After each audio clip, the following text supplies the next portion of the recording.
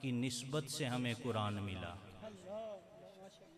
جس قرآن کے ہم دعویٰ کرتے ہیں کہ اس میں لکھا ہوا ہے، اس کے بیان کرنے والے حضور سرور کونین کی زبان اطہر ہے۔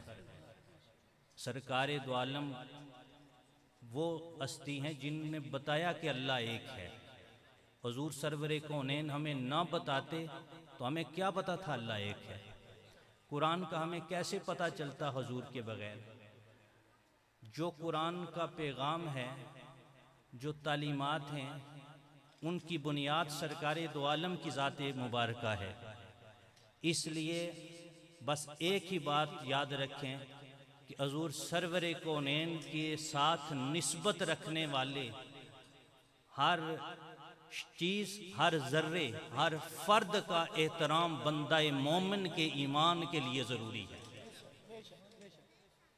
اگر کہیں اصحاب رسول پہ انگلیاں کوئی اٹھائے تو سمجھ لینا کہ یہ رسول کے در سے دور کر رہا ہے۔ اگر آل رسول کے اوپر کوئی انگلیاں اٹھائے تو سمجھنا کہ رسول کے در سے دور کر رہا ہے۔ اگر قرآن کے اوپر کوئی انگلی اٹھائے تو سمجھنا کہ یہ رسول کے در سے دور کر رہا ہے۔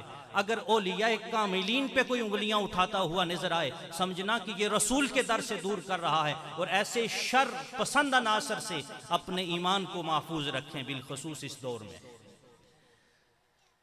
اس بات کو کہنے کے بعد میں نے جو آیت پڑھی ہے اس کا ایک مجھے یہ موضوع دیا گیا ہے، وقت اب نہیں ہے کہ میں اس موضوع پہ، لیکن اس کا خلاصہ عرض کروں گا۔ قیامت کا دن ہوگا، رب فرمائے گا وَامْتَازُوا الْيَوْمَ أَيُّهَا الْمُجْرِمُونَ، اے مجرموں آ جاؤ۔ اس آیت کا ایک پس منظر ہے۔ اس سے پہلے ایک دنیا سے آئے گی، ایک دنیا ہے، اس دنیا ختم ہوگی، قیامت برپا ہوگی تو یہ آواز اٹھے گی۔ یہ آواز اس قیامت کے محشر کے میدان میں مخلوق خدا کے سامنے یہ آواز آئے گی۔ اس لیے دنیا جس میں ہم گزر رہے ہیں اس کی بڑی اہمیت ہے۔ پتہ نہیں چلتا، کل ہم تھوڑی عمر تھی، 2 سال، 10 سال، 20، 50، 100 سال بندے کی عمر ہوتی ہے، گزر جاتا ہے۔ زندگی ہم سب کی گزر رہی ہے۔ یاد رکھیں زندگی بہت قیمتی چیز ہے۔ اپنی زندگی کی قدر کریں تاکہ وَامْتَازُوا الْيَوْمَ أَيُّهَا الْمُجْرِمُونَ میں اس وقت ہم اس زمرے میں نہ آئیں۔ زندگی کی قدر کریں۔ یہ جو بزرگان دین کی محبت ہے یہ ایمان کی حفاظت کرتی ہے۔ ان سے نفرت کرنے والوں کے ایمان خطرے میں ہوتے ہیں۔ اور اولیاء کاملین میں جو احتساب نفس کا فلسفہ ہے اس کے اندر زندگی کی قدر کی فکر ہے، یعنی اپنا احتساب کرتے رہو، میں صبح کیسے کرتا ہوں، میں شام کیسے کرتا ہوں۔ آقا کریم کی حدیث ہے نا کہ بندہ صبح کرتا ہے یا اپنے آپ کو ہلاک کرتا ہے یا آزاد کرتا ہے۔ بندے کی صبح شام اس کی بارگاہ میں، اس کے دفتروں میں لکھی جا رہی ہے کہ بندہ کیسے صبح شام کر رہا ہے۔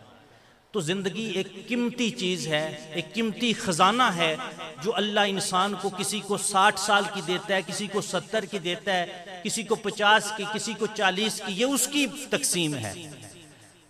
تو زندگی ایک قیمتی سرمایہ ہے جو ایک انسان کو رب عطا کرتا ہے۔ اس زندگی کو اور اس دنیا کی اس زندگی کو جو اب صرف کرتے ہوئے سوچ و بچار کے ساتھ خرچ کرتا ہے وہ اس دنیا سے ہی جنت کما لیتا ہے۔ یہ دنیا جنت ہے اس کے لیے جس نے زندگی کی قدر کی اور اس کے حکم کے مطابق گزاری، اور جو اس کے حکم پہ پیرا دے کر گزارنے والا ہے رب اس بندے کی زندگی کو میں ہی اس کو جنت اور آخرت کی کامیابی عطا کرتا ہے۔ حضرت مولا علی کرم اللہ وجہ الکریم ارشاد فرماتے ہیں، اے لوگو ارتحلت الدنیا مدبرتن وارتحلت الآخرہ مقبلتن ولکل واحد منہما بنون وکونوا من ابناء الآخرہ ولا تکونوا من ابناء الدنیا فإن اليوم عمل لا حساب وغدن حساب لا عمل۔ حضرت مولا علی ارشاد فرماتے ہیں، اے لوگو دنیا گزر رہی ہے، آخرت آ رہی ہے، ان دونوں کے بیٹے ہیں، دنیا کے بھی بیٹے ہیں، آخرت کے بھی بیٹے ہیں۔ اے لوگو، آخرت کے بیٹے بنو، دنیا کے بیٹے نہ بننا، اس لیے کہ جو دنیا کا یہ دنیا جو ہے فَإِنَّ الْيَوْمَ عَمَلٌ، یہ جو دنیا ہے یہ عمل کی جگہ ہے، حساب کی نہیں ہے۔ کل حساب ہوگا، عمل نہیں ہوگا۔ اور یہ جو موقع تمہیں اللہ نے دیا ہے، اس موقع میں اپنی زندگی میں نیکیاں جمع کرو، نفرتوں سے بچو۔ جہاں دیکھیں مسلمان کی جو یہ دنیا ہے نا، اس میں بہت سے حقوق ہیں، والدین کے حقوق ہیں، رشتہ داروں کے حقوق ہیں، اڑوس پڑوس کے حقوق ہیں۔ یہ ساری چیزیں آپ علماء سے سنتے بھی رہتے ہیں، لیکن ایک میں صرف بات کہتا ہوں جس میں ساری باتیں آ جاتی ہیں کہ مسلمان کو اس دنیا کی کامیابی کے لیے سب سے بڑی جو اسلام نے فکر عطا کی کہ مسلمان وہ ہے جو نیکی کی تلاش میں رہتا ہے۔ اور اس امت کے منصب بھی یہ ہے کنتم خیر امت اخرجت للناس تأمرون بالمعروف، یہ امت کا منصب بھی ہے کہ یہ نیکی کی دعوت بھی دیتی رہے۔ آج ہمارا حشر یہ ہے کہ اس امت کا جو منصب تھا اور جو مسلمان کی فکر اسلام نے دی تھی اس دنیا کی کامیابی کے لیے کہ وہ نیکی کی جستجو میں رہتا ہے، نیکی کی دعوت دینے میں اپنی زندگی میں مشغول رہتا ہے، آج ہم اس سے الٹ ہو گئے ہیں۔ ہم برائیوں کے لیے دست و بازو بن جاتے ہیں اور نیکیوں کے راستے میں رکاوٹیں کھڑے کرنے والے بن جاتے ہیں۔ کیا یہ ہم اس دنیا سے وہ سرمایہ جمع کر لیں گے کہ کل ہم حشر کے میدان میں کامیاب ہوں گے؟ اس لیے یہ بات ذہن نشین رکھیں، اور اس پر میں بات ختم کروں گا کہ آخرت میں مجرموں کو بلایا جائے گا، ہے جرم دنیا کے مجرموں آؤ میرے کٹہرے میں تم سے پوچھوں گا کہ تم نے دنیا کی اس زندگی کی قدر کی تھی یا نہیں کی تھی۔ تو پھر اس وقت قرآن کیا کہتا ہے؟ جب بندے کے پاس موت آتی ہے، فرشتے سامنے ہو جاتے ہیں، تو قرآن کہتا ہے وَإِذَا جَاءَ أَحَدَكُمُ الْمَوْتُ قَالَ رَبِّ ارْجِعِينِ لَعَلِّي أَعْمَلُ صَالِحًا فِي مَا تَرَكْتُ۔ جب موت قریب آتی ہے، فرشتے سامنے روح قبض کرنے کے لیے بندے کو نظر آنے شروع ہو جاتے ہیں، بندہ کہتا ہے اے رب ایک مہلت دے، میں دنیا کے لیے مجھے تھوڑی سی مہلت دے تاکہ میں نیک کام کر لوں، آج میں اس قابل نہیں تیری بارگاہ میں پہنچ سکوں۔ لیکن رب کہتے ہیں اب موقع نہیں، جو دے چکا ہوں وہ کہانی ختم ہو گئی ہے۔ اس لیے میں آج کے اس حضور قبلہ پیر سید سرور حسین شاہ گیلانی رحمت اللہ تعالی علیہ کے اس عظیم الشان عرس کی تقریب میں آپ لوگوں کو یہی پیغام دینا چاہوں گا کہ اس دنیا کی زندگی کی قدر کریں اور اس کی قیمتی لمحات کو نیکی کے کاموں میں، نیکی کی جستجو میں گزاریں تاکہ قبر اچھی ہو اور آخرت اچھی ہو اور کل قیامت کے دن ہم نیک لوگوں کے ساتھ ہوں۔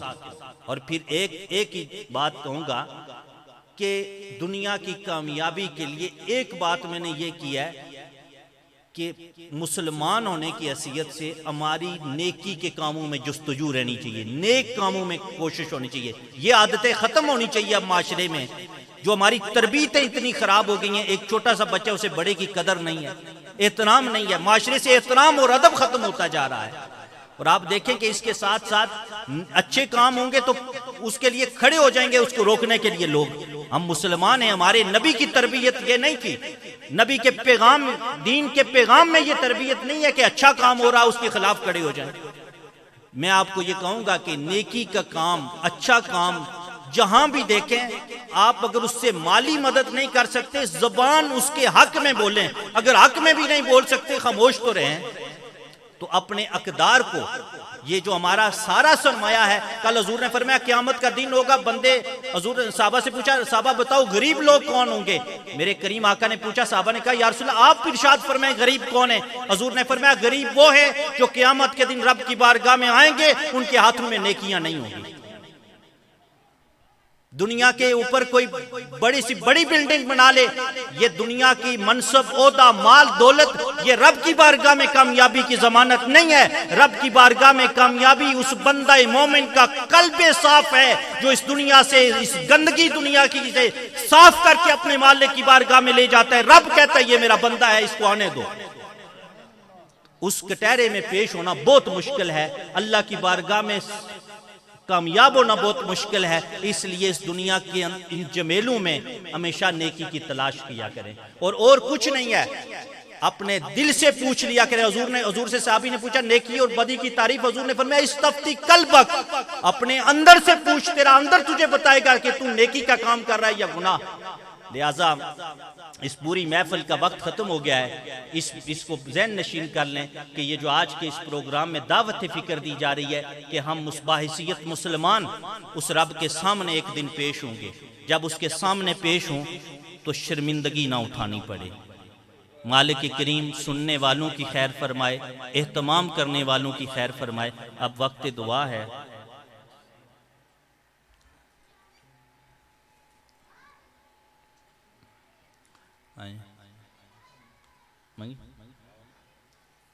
بسم اللہ الرحمن الرحیم، اللہم صلی علی سیدنا مولانا محمد وعلی آل سیدنا مولانا محمد وبارک وسلم۔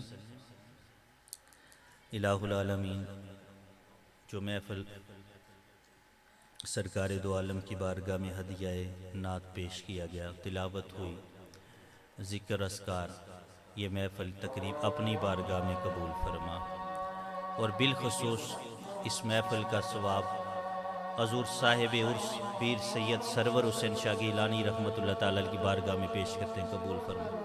آپ کے پیر و مرشد اور آپ کے خاندان کے تمام مائیوں صاحبزادگان کی بارگاہ میں پیش کرتے ہیں، قبول فرما۔ مولا اس محفل کے سجانے والوں کی خیر فرما، اہتمام کرنے والوں کی خیر فرما، حصہ لینے والوں کی خیر فرما، اور اس کو اپنی بارگاہ سمدیت میں قبول و منظور فرما۔